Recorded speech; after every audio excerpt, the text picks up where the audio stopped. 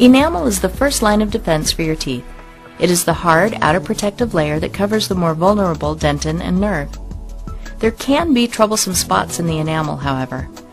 Sealants are used to help maintain the integrity of the enamel by sealing these spots.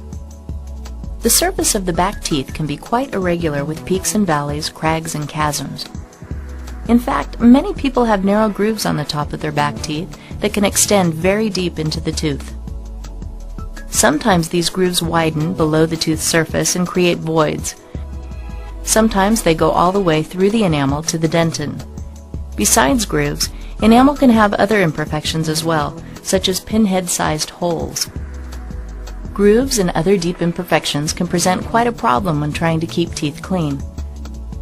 Bacteria and food can get into them, forming plaque and creating cavities. To prevent this from happening, the various fissures need to be closed off with a sealant. Grooves occur naturally, and the problems they cause have little to do with dental hygiene. No amount of brushing or flossing can defend against these problems. That can only be done with the timely application of sealants. Preparing a tooth for a sealant requires the removal of much less tooth than when filling a cavity, and can prevent larger cavities from forming.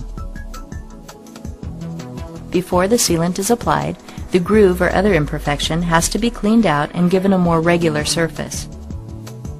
This is often done with an air abrasion process that uses a tiny sand blaster.